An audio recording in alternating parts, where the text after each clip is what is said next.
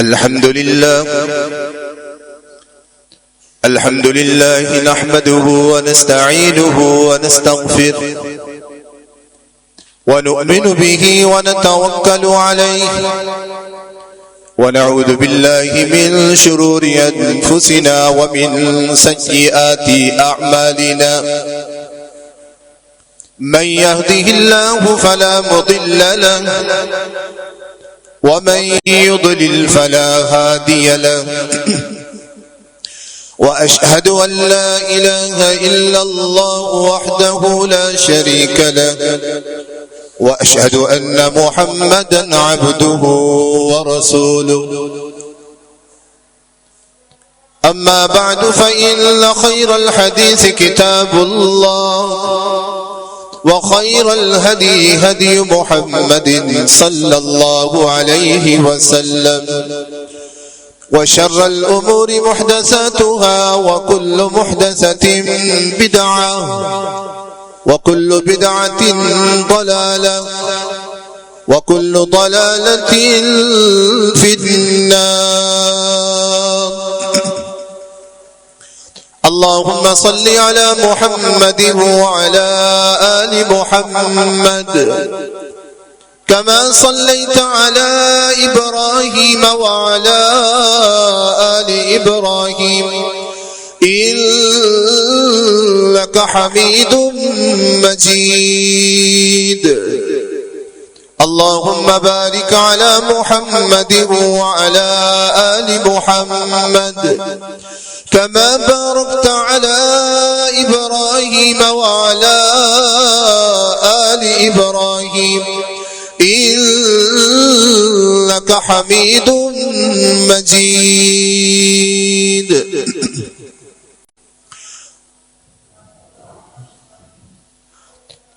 أما بعد فأعوذ بالله من الشيطان الرجيم. بسم الله الرحمن الرحيم. يا أيها الذين آمنوا اتقوا الله حق تقاته ولا تموتن إلا وأنتم مسلمون.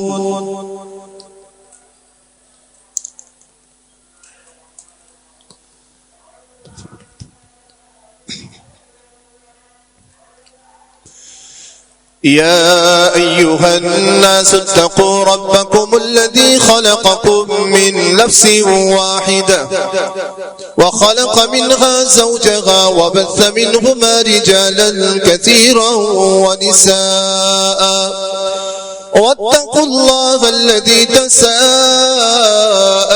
به والأرحام إن الله كان عليكم رقيبا.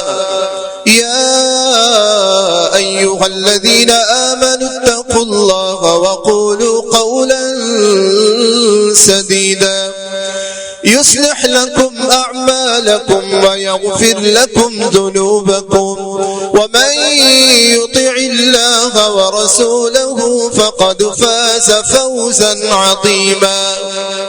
سبحانك لا علم لنا إلا ما علمتنا إنك أنت العليم الحكيم. رب اشرح لي صدري ويسر لي أمري واحلل عقدة من لساني يفقه قولي. اللهم إني أسألك علما نافعا وعملا متقبلا ورزقا واسعا وشفاء من كل داء. وقال الله تعالى في مقام آخر ولهن مثل الذي عليهن بالمعروف وللرجال عليهن درجة. سامعین محترم، بزرگان من، معزز ماں اور بہنوں، ہر قسم کی حمد و ثنا اس اللہ خالق کائنات مالک العلام ذوالجلال والاکرام کے لیے ہے کہ جس نے رات کو ہمارے لیے آرام کا ذریعہ بنایا، دن کو ہمارے لیے ذریعہ معاش بنایا، اس کائنات کو روشن کرنے کے لیے سورج کو چمکتا ہوا چراغ بنایا، اس زمین کو اپنی جگہ پر برقرار رکھنے کے لیے پہاڑوں سے کیلوں کا کام لیا۔ بے شمار احسانات و انعامات کے باوجود اللہ تعالیٰ کا مجھ پر آپ پر سب سے بڑا احسان کہ جس پر اللہ کا جتنا بھی شکر ادا کیا جائے وہ کم ہے کہ اس نے مجھے اور آپ کو مسلمان پیدا کیا ہے۔ درود و سلام خاتم الانبیاء محمد الرسول اللہ صلی اللہ علیہ وسلم کی ذات گرامی پر، اللہ کی رحمت نازل ہوں اللہ کے نیک بندوں پر، اس کی نیک بندیوں پر۔ ہمارے معاشرے میں جہاں بہت سارے ایسے پہلو ہیں جن پر گفتگو کرنی چاہیے، یا دوسرے لفظوں میں بے شمار معاملات ہیں جن کی اصلاح کی ضرورت ہے۔ کبھی ہم کہا کرتے تھے کہ موجودہ دور کے اندر نگاہوں کی حفاظت انتہائی ضروری ہے، اور حقیقت بھی ہے۔ اور ہم کہا کرتے تھے کہ زبان کی حفاظت انتہائی ضروری ہے اور حقیقت بھی ہے، اور بے پردگی عام ہو چکی ہے، اس پر کنٹرول انتہائی ضروری ہے۔ یہ سارے پہلو وہ ہیں جس کے بارے میں اللہ کے رسول صلی اللہ علیہ وسلم نے ہمیں واضح طور پر تعلیم دی ہے۔ لیکن اگر تھوڑا سا آگے بڑھیں تو اس دور کا جو سب سے اہم مسئلہ ہمارے سامنے ہے، جو ہر گھر میں مسئلہ آ چکا ہے الا ماشاء اللہ، جس کی انتہا سے زیادہ اصلاح کرنے کی ضرورت ہے، وہ ہے طلاق کا مسئلہ۔ اتنا سنجیدہ معاملہ ہے جس کو ہم نے انتہائی غیر معمولی سمجھ لیا، معمولی سمجھ لیا ہے کہ 3 الفاظ، 3 کلمات ہم نے اپنی زبان سے نکالنے ہیں، طلاق کہا ہے۔ دیکھ لیے کتنے حروف ہیں اس کے اندر، بس یہ ایک جملہ ہماری زبان سے نکلتا ہے جس کی وجہ سے ایک اچھا خاصا گھر وہ جنگل کا نقشہ پیش کر رہا ہوتا ہے۔ کتنے خاندان آپس میں جڑے ہوئے ہیں ایک کلمے کی وجہ سے، لیکن ہم نے اس کلمے کو ادا کیا، زبان سے یہ جملہ نکالا، ماموں الگ، بھانجا الگ، بھتیجا الگ، چچا الگ، خالہ الگ، یہ سارے رشتے ایک کلمے کی وجہ سے ہم بالکل توڑ کے رکھ دیتے ہیں۔ وہ نفرتیں اتنی بڑھتی ہے کہ نہ ہم جنازوں میں شرکت کریں، نہ ہم شادیوں میں شرکت کریں، نہ خوشی میں شرکت کریں، نہ کسی کی بیماری پر ہاسپٹل جائیں، نہ کسی کی خوشی پر اس کے گھر پر جائیں۔ وجہ کیا ہے کہ اس نے میری بیٹی کو، میرا بھانجا ضرور ہے لیکن اس نے میری بیٹی کو طلاق دے دی، بھتیجا ضرور ہے اس نے میری بیٹی کو طلاق دے دی۔ بے شمار آپ کے سامنے یہ معاملات آئیں گے، اور یہی وہ طلاق سے پہلے جو ہم نکاح کرتے ہیں، رشتہ داریاں قائم ہوتی ہیں، قبیلے ملتے ہیں، رشتہ دار ملتے ہیں، اور بہت ہی انتہائی قریبی رشتہ دار اور مضبوط ہو جاتے ہیں، کبھی نفرتیں اور کبھی محبتیں۔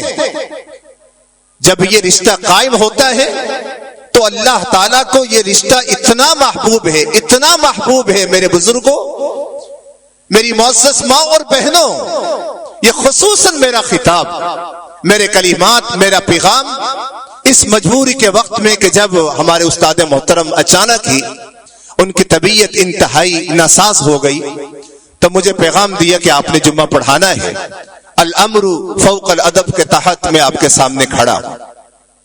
تو سامنے یہی موضوع آیا کہ آج موقع ہے، بہت سارے اپنے بھی ہیں، بہت سارے بیگانے بھی ہیں، سارے یہاں پر موجود ہیں،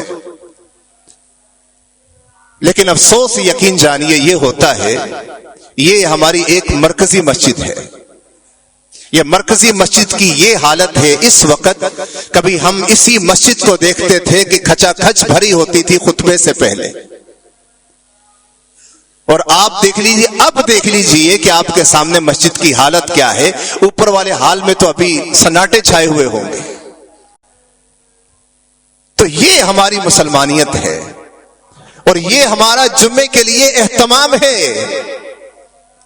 اور ہمیں اہمیت کا احساس کیوں نہیں ہوتا؟ اس لیے کہ ہم نے 2 رکعات کو جمعے کی ادائیگی کر لینا، بس سمجھ لیا کہ جمعے کی ادائیگی ہوگی اگر ہم نے 2 رکعات کا اہتمام کر لیا ہے۔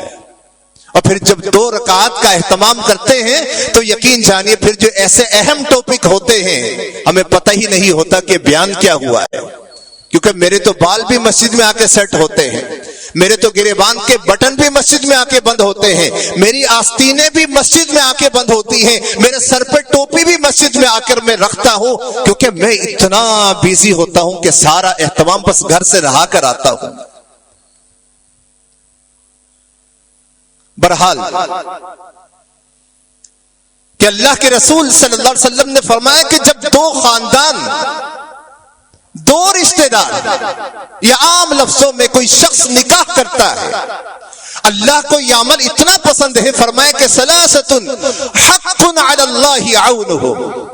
کراچی کی آبادی 5 کروڑ، 4 کروڑ، پاکستان کی آبادی 25 کروڑ، دنیا کی آبادی ہمیں نہیں معلوم، لیکن جب 3 قسم کے لوگ یہ 3 کام کرتے ہیں، اللہ تعالیٰ کو یہ عمل اتنا محبوب ہے، ان 3 لوگوں کے اعمال اتنے پسند ہیں، اللہ تعالیٰ ان لوگوں کی مدد کرنا اپنے اوپر لازم کر لیتا ہے۔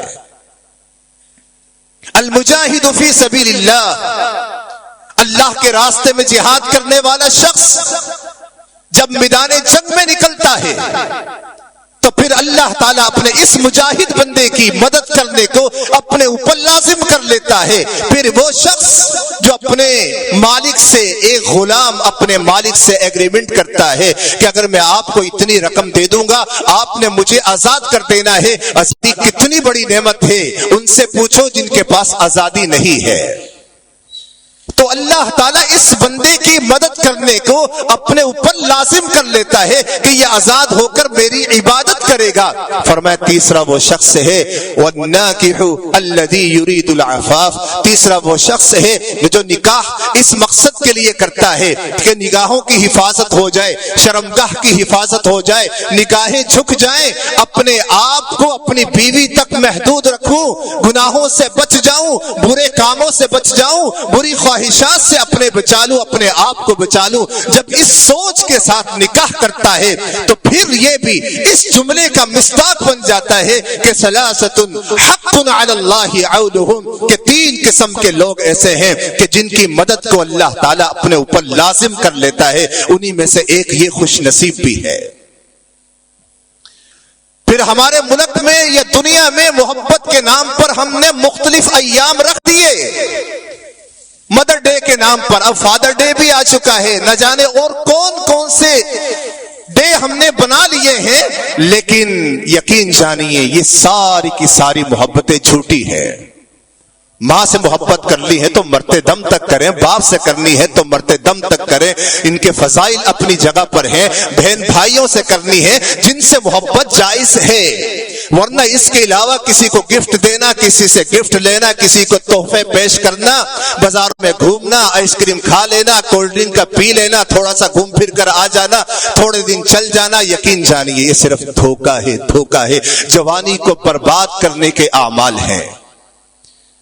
لیکن میرے نبی نے سچی محبت کا طریقہ بھی بتلایا۔ ارے تم کیا بتلاؤ گے؟ طریقہ وہ ہے جو اللہ کے رسول صلی اللہ علیہ وسلم نے بتلا دیا۔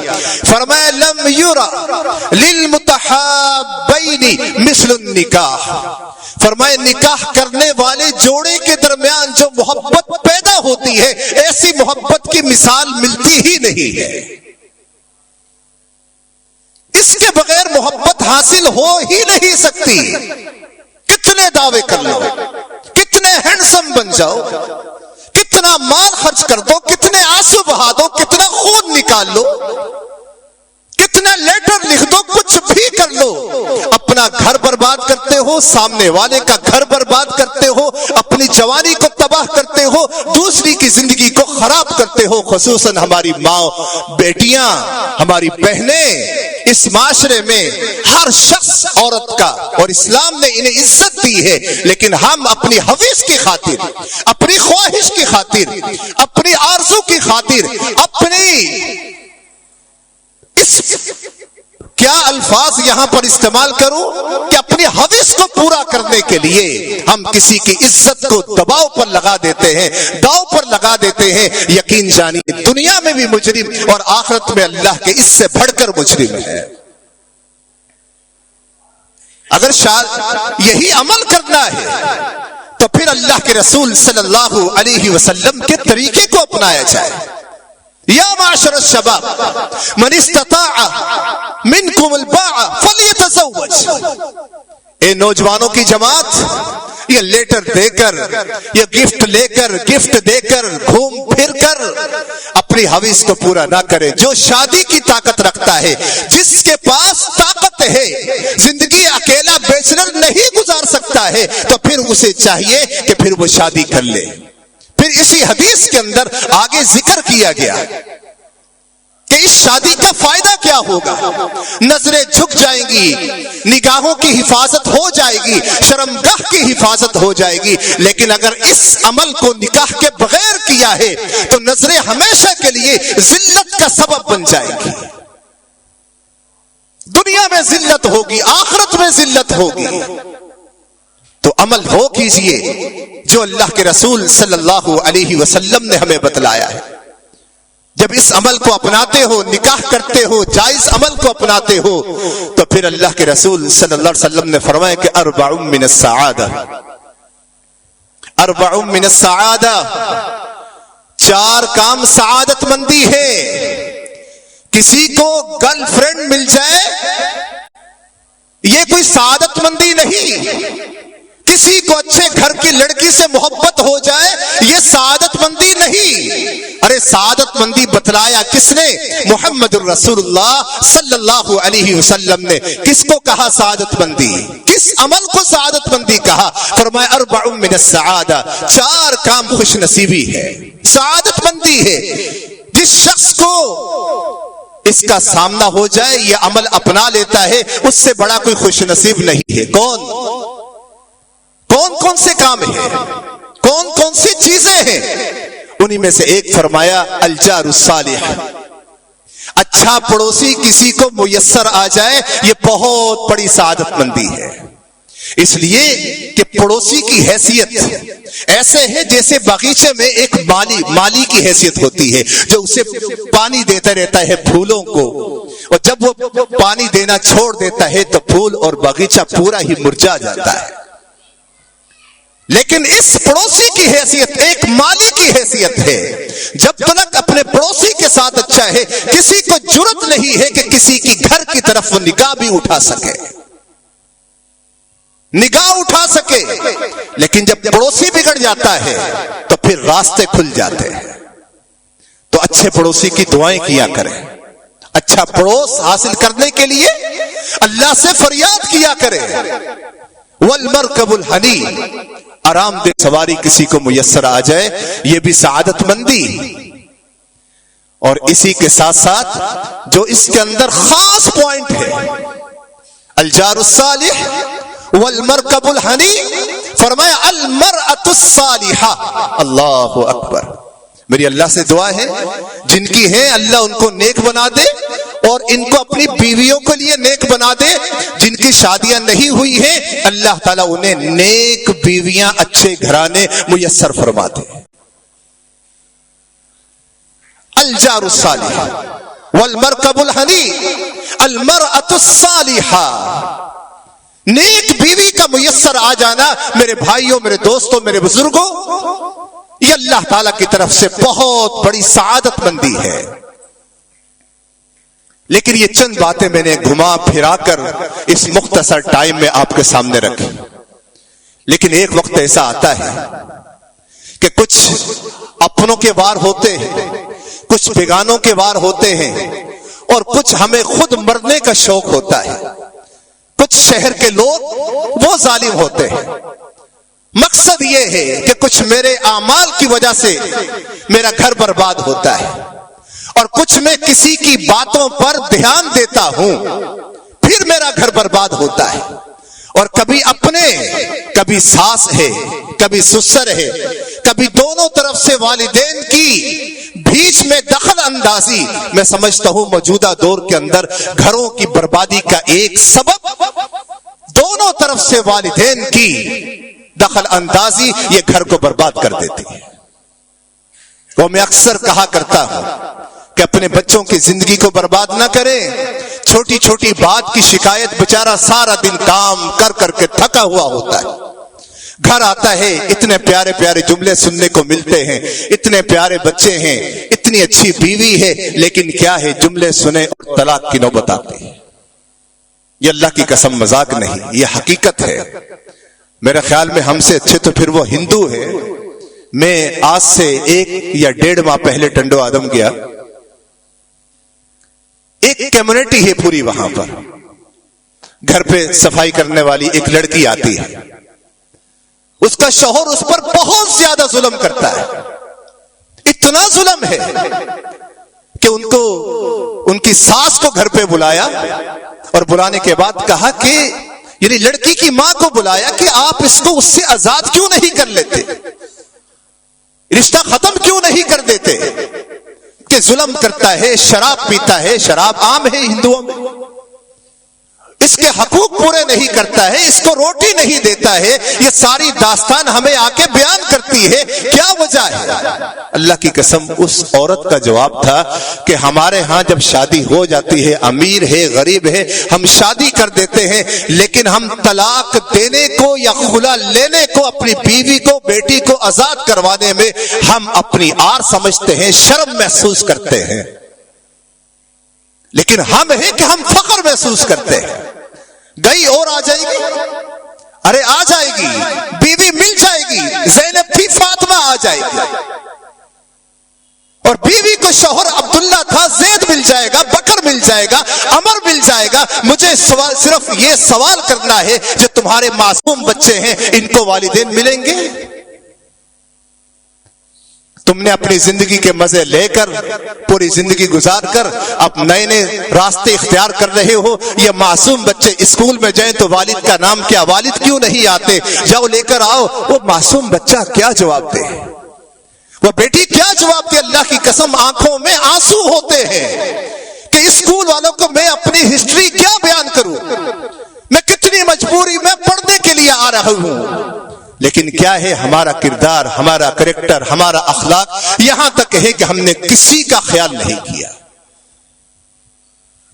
اور ہم نے اس بنا پر اللہ کی قسم اس ممبر رسول پر کھڑا ہوں، میرے اس عمل کی وجہ سے میں نے رشتوں کو ختم ہوتے ہوئے دیکھا ہے. اگر آج ان کی نہیں بنتی ہے، میری بیٹی یا میرا بیٹا اس گھر میں آئے گا تو ان کا کیا بنے گا؟ مجبوریاں ہوتی ہیں، لیکن ہماری مجبوریوں نے ہمیں اپنی اولاد کا دشمن بنا کے رکھ دیا. کل وہ ہم سے سوال کر سکتے ہیں. ایسے معاملات ایک امانت کے طور پر یہ آپ کے سامنے میں نے چند باتیں رکھی. لیکن جب ہم شک و شبہات میں پڑتے ہیں تو پھر ہم نے اپنی بیوی پر ایسے الزام لگائے یا بیوی شوہر کے بارے میں شک کرے. زیادہ تر تو یہی ہوتا ہے کہ بیوی پر شک ہوتا ہے. طلاق کے اسباب میں سے، گھروں کے ٹوٹنے کے معاملات میں سے، گھروں کے اجڑنے کے بارے میں جہاں بہت سارے معاملات ہیں، انہی میں سے ایک سبب، ایک لوجک کیا ہے؟ بدگمانی، شک و شبہات، جس کے بارے میں اللہ کے رسول صلی اللہ علیہ وسلم نے فرمایا ایاکم والظن فإن الظن اکذب الحدیث. اے لوگو تم اپنے آپ کو بدگمانی سے بچا لو، اس لیے کہ بدگمانی یہ سب سے جھوٹی بات ہے. بہت بڑا جھوٹ ہے. وَلَا تَحَسَّسُوا وَلَا تَجَسَّسُوا, یہ جاسوسیاں کرنا چھوڑ دو. یہ کسی کی باتوں کو سننا یہ چھوڑ دو. کسی کی باتوں پر کان لگانا, ہر چھوٹی سی بات ملی, کبھی بہن کو ملی تو بھائی کو پہنچا دی, کبھی ماں کو ملی تو بیٹے کو پہنچا دی, کبھی باپ کو ملی تو بیٹے کو پہنچا دی.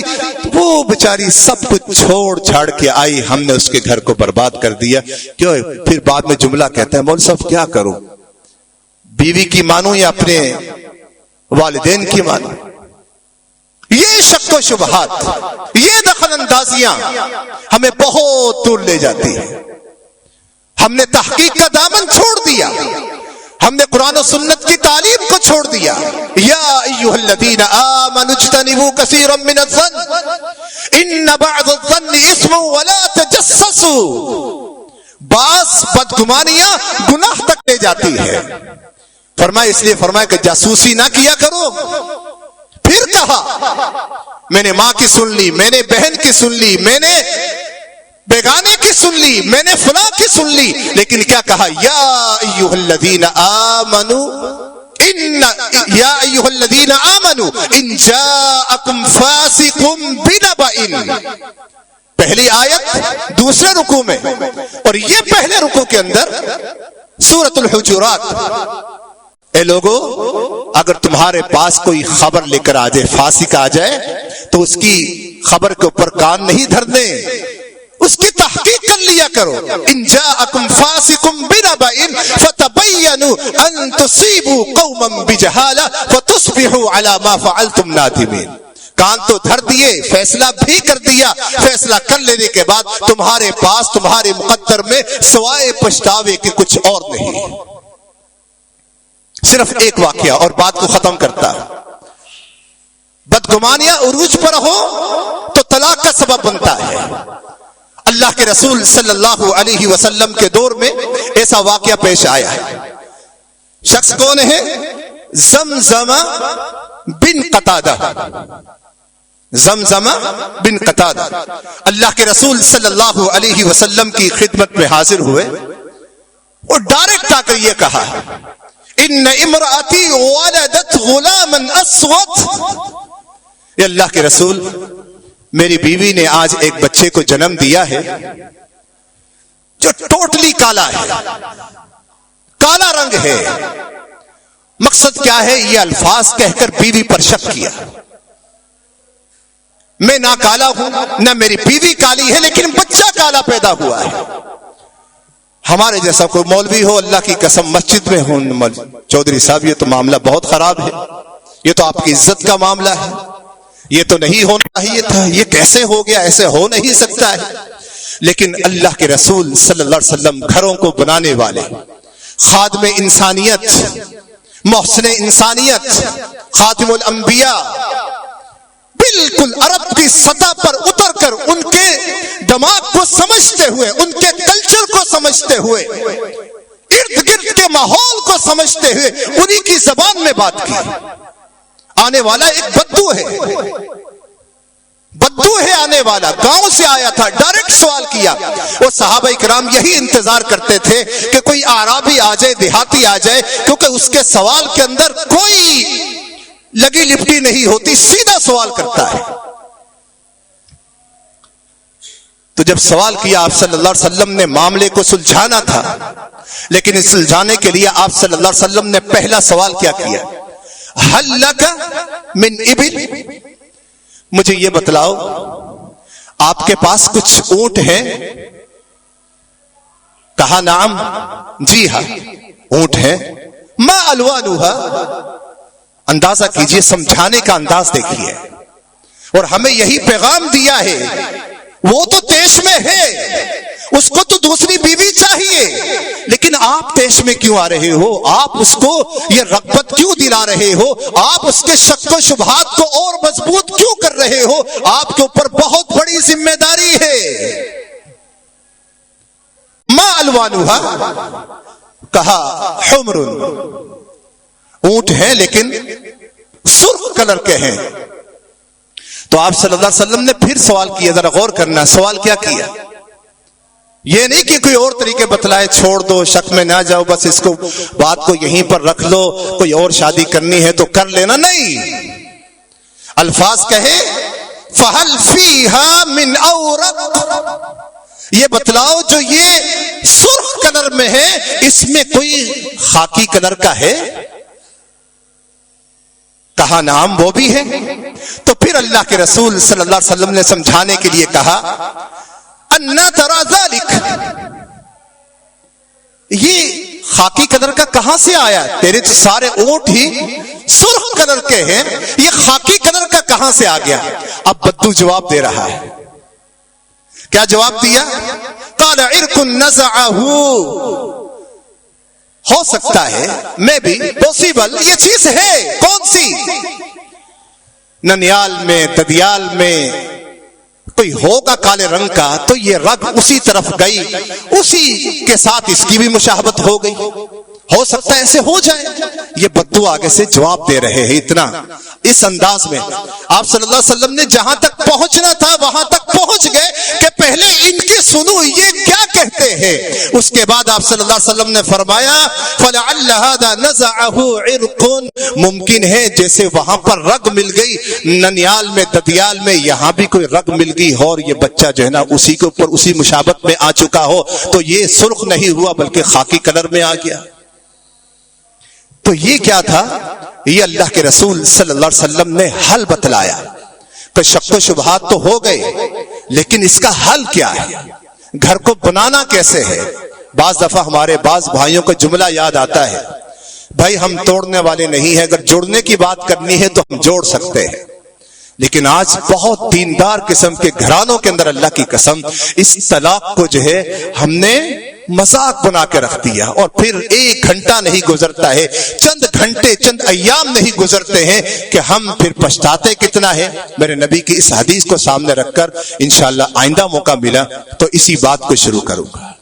فرمایا سلاسن جدہن جدن وحصلہن جدن، کہ اس بات کو ذہن میں رکھ لو، تین کام ایسے ہیں جن کی سنجیدگی وہ سنجیدگی ہی ہے، حقیقت ہی ہے۔ وَجِدُّهُنَّ سَلَاسٌ جِدُّهُنَّ جِدٌّ وَحَصْلُهُنَّ جِدٌّ، اور اگر مذاق کے اندر بھی وہ کام کرو گے ان کو بھی حقیقت ہی تصور کیا جائے گا۔